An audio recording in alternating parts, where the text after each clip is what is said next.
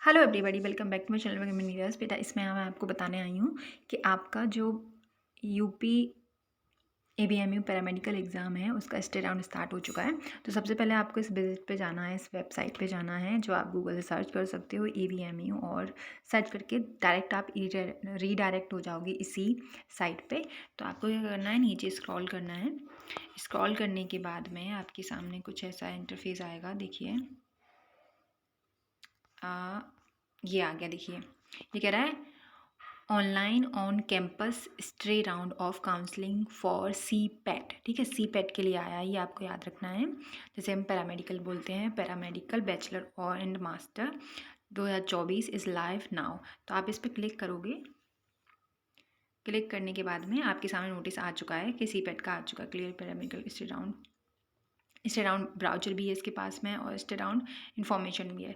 तो click here to view paramedical bachelor stay round information brochure, यहाँ पे आप कर सकते हो। तो बैचलर के लिए यहाँ से कर सकते हो, मास्टर के लिए यहाँ से कर सकते हो। ठीक है, तो दोनों ही आपको अगर चेक करने हो तो ब्राउचर दोनों ही चेक कर लेना, चाहे आप मास्टर कर रहे हो चाहे बैचलर कर रहे हो, आप दोनों ही कर सकते हो। तो मैं सबसे पहले आपको बैचलर का दिखाती हूँ। तो इस पर ब्राउचर पर क्लिक कर लेते हैं हम। क्लिक करके बाद में आपके सामने ये इंटरफेस खुलेगा। तो ये आपका कुछ नोटिस निकला है, उन्होंने बोला है कि online on campus stay round of counselling guidelines and information brochure. तो आपका कब से स्टार्ट हो रहा है, देखिए ये। तो स्टार्टिंग फॉर रजिस्ट्रेशन 25 तारीख से, कल से आपका स्टार्ट हो चुका है रजिस्ट्रेशन। ठीक है, और लास्ट डेट है रजिस्ट्रेशन की, ऑनलाइन रजिस्ट्रेशन की, वो 30 तारीख है। याद रखना है आपको, 30 सितंबर। ठीक है, फिर है reporting of registered candidates at counseling venue for document verification and seat allotment as per following schedule based on open round। तो ये ओपन राउंड होगा, आपको पता है। उन्होंने एक वेन्यू दिया होगा, आपको वेन्यू दे देंगे, वो जगह बताएंगे आपको कि यहाँ पे आपको आना है सारे डॉक्यूमेंट लेने के बाद में, और उन डॉक्यूमेंट को वेरिफिकेशन कराना है। ठीक है, तो उन्होंने टाइम भी दे रखा है आपको, यहाँ पे टाइम दे रखा है आपको 4 तारीख का, 4 आपका अक्टूबर है, और 2024 फ्राइडे दे रखा है, और रिपोर्टिंग टाइम भी आपको दे रखा है। तो ऑल रिजर्व्ड कैटेगरी कैंडिडेट आपके होंगे, जैसे SC ST OBC EWS, वो आपको 8 AM बुलाएंगे वहाँ पे। रिपोर्टिंग टाइम होगा 8 AM का, और 9:30 बजे आपका वहाँ तक रहेगा। ठीक है, थोड़ा ऊपर नीचे हो जाता है, आपको पता है। तो 8 बजे तक आपको रिपोर्टिंग टाइम पे पहुँचना है। फिर कैंडिडेट ओपन राउंड कौन से कैंडिडेट को बुलाया है, तो वो बुलाए हैं जो 1 से 4,000 के बीच के कैंडिडेट हैं, उनको बुलाया है। उनका जो रिपोर्टिंग टाइम होगा वो होगा 10 बजे से 11 बजे तक। ठीक है, फिर आपका हो ऊपर राउंड 4,000 से 8,000 तक के जो बच्चे हैं, 8,347 जिनकी ओपन राउंड रैंक है, वो 1 बजे से 2 बजे के बीच में आप पहुंच जाएं। 1 बजे तक आपका रिपोर्टिंग टाइम है, 1 बजे तक आप पहुंच जाएं डेफिनेटली। ठीक है, फिर देखिए कह रहे हैं आपको वेन्यू दे रखा है, तो काउंसलिंग वेन्यू एड्रेस है, click to view Google map पे आप जाके देख सकते हो, यहाँ पे चेक कर सकते हो इधर। और उसके बाद में Atal Bihari Vajpayee medical university UP, ये उन्होंने दे रखा है क्या एड्रेस। तो near KSS cancer institute CG city, और ये क्या है, सुल्तानपुर है, सल्तनतपुर रोड, जैसे लखनऊ और उत्तर प्रदेश। तो ये आपको दे रखा है। बाकी आपको और कोई जानकारी चाहिए होती है तो आप वेबसाइट पे विजिट कर सकते हो, ईमेल है उनका, कॉन्टैक्ट नंबर है उनका, तो आप 10 से 6 PM तक कॉल कर सकते हो, उनको पूछ सकते हो।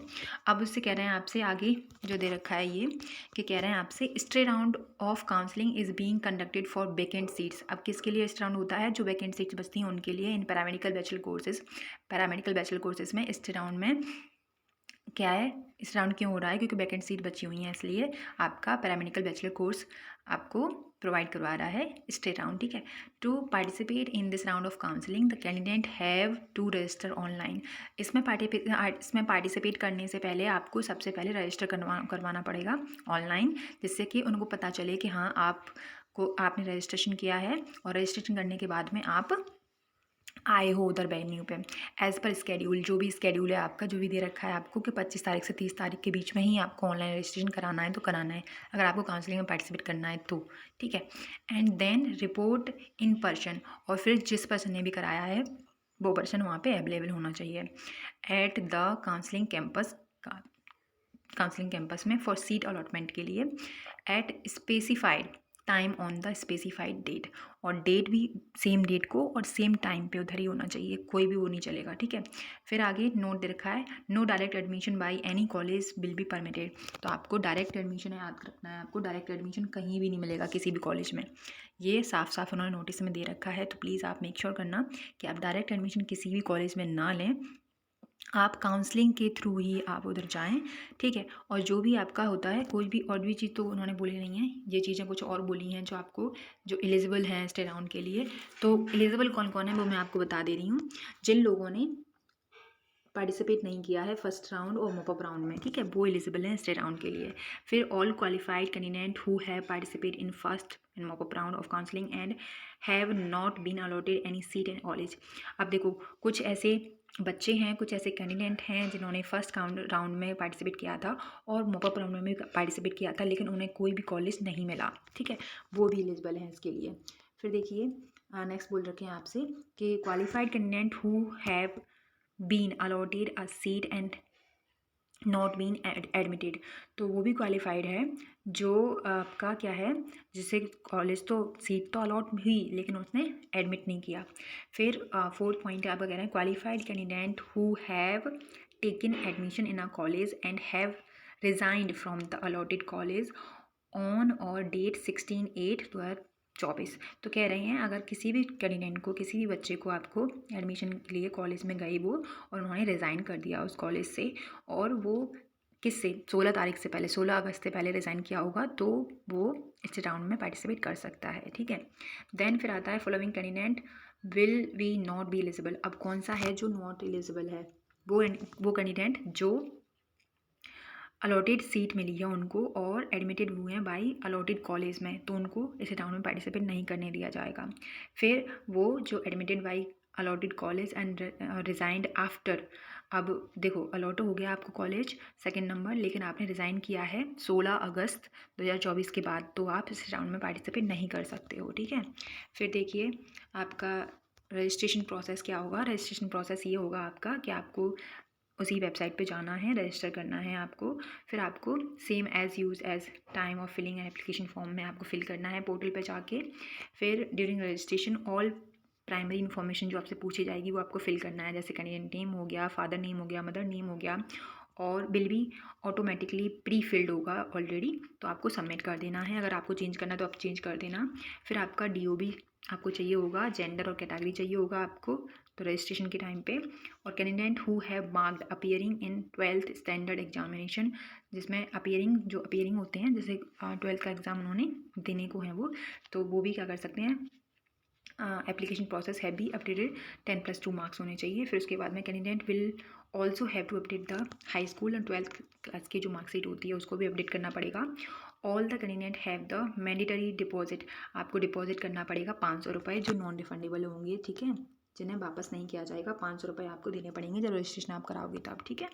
फिर आगे कुछ और दे रखा है कि सीट कंफर्मेशन फ़ी भी है आपके पास में। सीट कंफर्मेशन फ़ी कितनी है आपकी, 40,000 रुपये सीट कंफर्मेशन फ़ी है, जो क्रेडिट और डेबिट कर सकते हैं demand draft only eight the counselling venue before seat allotment. तो ये सबसे पहले आपको क्या करना पड़ेगा, 40,000 रुपये लेके जाने पड़ेंगे जब आप ना वेन्यू पे पहुँचोगे, काउंसलिंग के वेन्यू पे पहुँचोगे, और वो 40,000 रुपये आपको पहले देने पड़ेंगे, ठीक है, सीट अलॉटमेंट से पहले। और ये जो रुपये होते हैं आपको सीट अलॉट हो जाएगी तो आपको ये सारे पैसे जो फीस में आपके लग जाएंगे, ठीक है। फिर द डिमांड ड्राफ्ट जो है आपका should be made in favour of ABMU common paramedical entrance exam 2024, payable eight Lucknow में ही पेबल होगा ये, ठीक है, द डिमांड ड्राफ्ट। फिर उसके बाद में the candidate who have already submitted seat confirmation fee, जो कैंडिडेट आपकी ऑलरेडी सबमिट कर चुके हैं सीट कंफर्मेशन फ़ी को, तो ये रिक्वायरमेंट नहीं होगी आपकी, रीसबमिट नहीं करना पड़ेगा आपको, ठीक है, not required to resubmit seat confirmation fee, ठीक है, दोबारा नहीं देना पड़ेगा आपको अगर पहले से आप दे चुके हो तो। फिर this amount will be transferred to the allotted college, जो भी आपको कॉलेज अलॉट होगा उसमें ये अमाउंट ट्रांसफ़र कर दिया जाएगा, and adjust against tuition fee, और किस में एडजस्ट किया जाएगा, जो ट्यूशन फ़ी आपकी लगेगी उसमें after completion of counselling on admission process के बाद में।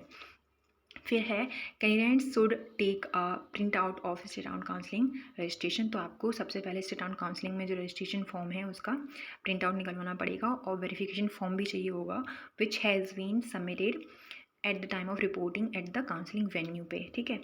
फिर 8th नंबर दे रखा है आपको, the seat allotment to the candidate will be done strictly in order to merit at the counseling venue।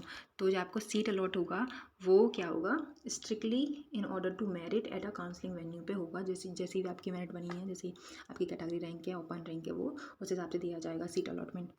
फिर देखिए उसके बाद में the candidates are required to carry all the original certificate. और जो कैंडिडेट होगा उसको सारे ही ओरिजिनल सर्टिफिकेट हैं वो लाने पड़ेंगे, डॉक्यूमेंट लाने पड़ेंगे अलॉन्ग विद देम। और failing with they will not be eligible to counselling and admission. अगर उनके पास में कोई भी एक क्या होता है डॉक्यूमेंट नहीं होता, ओरिजिनल डॉक्यूमेंट, तो आपको एडमिशन नहीं दिया जाएगा, आपको काउंसलिंग में नहीं दिया जाएगा, ना काउंसलिंग में पार्टिसिपेट नहीं करने दिया जाएगा, ठीक है। फिर all the candidates would be medical fitness issue होना उनके पास में होना चाहिए, जो इशू होता है आपका गवर्नमेंट मेडिकल कॉलेज से और डिस्ट्रिक्ट हॉस्पिटल और डिस्ट्रिक्ट सीएमओ से होता है at the time of counselling. Failing with the, ये भी अगर आपके पास में नहीं होगा तो भी आप क्या कर सकते हो, तब भी आप काउंसलिंग में नॉट एलिजिबल होगे, ठीक है, काउंसलिंग में पार्टिसिपेट नहीं कर सकते हो। ये सारी चीज़ें मैं आपको बता दे रही हूँ, आप प्लीज़ इनको ध्यान में रखना। सारे ओरिजिनल डॉक्यूमेंट होने चाहिए आपके पास में, सारे ओरिजिनल सर्टिफिकेट होने चाहिए आपके पास में, और साथ में ही आपके एक मेडिकल फिटनेस सर्टिफिकेट भी आपके साथ में होना चाहिए। अगर नहीं होता है तो आप काउंसलिंग में पार्टिसिपेट नहीं कर पाओगे। फिर 11 पॉइंट है आपका, कह रहे हैं आपसे list of self attested 1 set photo copy होना चाहिए आपके पास में ऑफ डॉक्यूमेंट की, और सर्टिफिकेट भी होना चाहिए that are required to be deposit at the counselling venue पे डिपॉजिट किया जाएगा। तो ये 3 चीज़ें आपको याद रखनी है, ठीक है।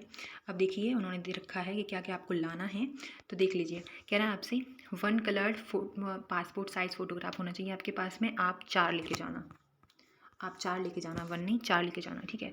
फिर फोटो आईडी प्रूफ होना चाहिए, जैसे आपका आधार कार्ड हो सकता है, वोटर आईडी कार्ड हो सकता है, या ड्राइविंग लाइसेंस हो सकता है, इनमें से कोई भी एक होना चाहिए। और सभी के पास में आधार कार्ड तो मिलता ही मिलता है, तो आप आधार कार्ड जरूर ले जाना। फिर वेरिफिकेशन सीट होनी चाहिए आपके पास में, जो आपने फिलिंग एप्लीकेशन फॉर्म फिल किया था उसमें अपलोडेड हुई थी, तो verification seat uploaded at the time of filling the application form. उसके बाद में फिर आपके पास में होना चाहिए चौथे नंबर पर पासिंग सर्टिफिकेट आपके पास में होना चाहिए, जिसमें मार्कशीट मिल जाती है आपको, जिसमें 10th और 12th की मार्कशीट होती है रिकॉग्नाइज्ड बोर्ड से, जिस भी बोर्ड से आपने किया है। फिर 5वां नंबर है certificate from the board showing in the date of birth, वहाँ पे आपको 10th का पासिंग सर्टिफिकेट भी आपको चाहिए। और फिर आपका 12th का माइग्रेशन भी चाहिए आपको, जो माइग्रेट आप कर रहे हो ना, तो उसका माइग्रेशन सर्टिफिकेट भी चाहिए, और ट्रांसफ़र सर्टिफिकेट भी इसी को बोलते हैं। फिर है आपका 7th मेडिकल फिटनेस सर्टिफिकेट आपको आपके पास में होना चाहिए। फिर आपके पास में एक वो भी होना चाहिए, जैसे आपका जाति प्रमाण पत्र और आपका क्या होता है निवास प्रमाण पत्र, वो भी आना चाहिए। अगर आप ओबीसी ईडब्ल्यूएस से हैं तो आपको जाति प्रमाण पत्र की ज़रूरत पड़ेगी, और SC ST से हैं तब भी आपको जाति प्रमाण पत्र की ज़रूरत पड़ेगी, ठीक है। अगर आपके पास में अगर जैसे मान के चलते हो आपने गैप किया है पढ़ाई में, तो आपके पास में गैप सर्टिफिकेट भी होना चाहिए। ये एडिशनल बता रही हूँ मैं आपको, क्योंकि गैप सर्टिफिकेट की ज़रूरत पड़ती है, इसलिए तो आप बनवा लेना। 1 दिन में बन जाता है, 100-150 रुपये में बन जाता है, वो डिपेंड करता है कि आप किधर रह रहे हो उस हिसाब से। लेकिन हमारे यहाँ तो 100 में बन जाता है, और तुरंत बनवा के आ सकते हो 10-15 मिनट में आप आराम से। तहसील पे जाओगे, तहसीलदार से मिलोगे, तहसीलदार आपको बना के दे देगा कि हमने इतना गैप किया है अपनी पढ़ाई में, 2 साल का, 1 साल का, 6 महीने का, जो भी है, ठीक है। तो ये आपको लेके जाने हैं। और भी कुछ चीज़ें उन्होंने दे रखी हैं, कह रहे हैं आपसे कि आफ्टर द सीट अलॉटमेंट के बाद में या एक्सेप्टेंस के बाद में, if any candidate is not taking admission, अगर कोई भी कैंडिडेट एडमिशन नहीं लेता है इन अलॉटेड कॉलेज, जो कॉलेज आपको अलॉट हुआ है उसमें, एंड अलॉटेड सीट, जो आपको सीट अलॉट हुई है उसमें, सीट जो कन्फर्मेशन फ़ी है विल बी फॉरबिटेड। तो आपकी सीट कन्फर्मेशन फ़ी है जो 40,000 रुपये, वो वापस नहीं की जाएगी। इनका बहुत, मैं सही बता रही हूँ, इन लोगों का ना फ़ी का, काउंसलिंग फ़ी का, अदरवाइज़ और भी चीज़ें होती हैं। फ़ॉर्म एक तो इतना महंगा, 3,000 रुपये का फ़ॉर्म भाई, 3,000 रुपये का फ़ॉर्म, बेचारा मिडिल क्लास फैमिली का बच्चा कहाँ से 3,000 रुपये लाए। फिर उसके बाद में आपका काउंसलिंग फ़ी 5,000 रुपये काउंसलिंग फ़ी अगर कोई भी मिस्टेक होती है बच्चे से तो काउंसलिंग फ़ी भी वापस नहीं होती है आपकी। फिर उसके बाद में आपके ये 40,000 रुपये और ले रहे हैं ये, वाह अच्छी बात है। तो आप ध्यान से करना प्लीज़ यार, मैं कहूँगी कि आपको सीट लेना हो तो ले लेना, क्योंकि पैसे वापस नहीं होंगे आपके, इसलिए। फिर उसके बाद में है there is no facility for a spot registration, तो आपको स्पॉट रजिस्ट्रेशन की कोई भी फैसिलिटी नहीं होगी, आप ऑन द स्पॉट रजिस्ट्रेशन नहीं करवा पाओगे। आपको डेट दे रखी हैं कि 25 से 30 के बीच में आपको ऑनलाइन रजिस्ट्रेशन करवाना है फॉर स्टेट राउंड काउंसलिंग के लिए, तो वही डेट आपकी मैंडेटरी हैं और वही डेट आपकी मानी जाएंगी, अदरवाइज़ आपको काउंसलिंग में पार्टिसिपेट नहीं किया जाएगा, ठीक है। फिर कह रहे हैं in case of any legal dispute, अगर कोई भी लीगल डिस्प्यूट होता है the adjudication will be judicature of Allahabad high court at its Lucknow bench only. तो आपको याद रखना है, अगर कोई भी कोई दिक्कत होती है आपको तो आप इलाहाबाद हाई कोर्ट में जाके कुछ भी कर सकते हो, उनका कहने का मतलब ये है, ठीक है। तो thank you so much for watching me, take care. आपको कौन से सर्टिफिकेट लेके जाने हैं आपको मैंने बता दिया है, और उनको बिल्कुल मत भूलना, क्योंकि अगर भूलते हो तो आपको काउंसलिंग में पार्टिसिपेट नहीं किया जाएगा। और उससे पहले आपको 40,000 रुपये का भी इंतजाम कर लेना है, तो आप 40,000 रुपये का भी इंतजाम करके रखें, जैसे कि आप 4 तारीख को जब जाएँ तो आपको दिक्कत ना हो, कोई भी दिक्कत, ठीक है। और आप करा के आ सकते हो। Thank you so much for watching, take care.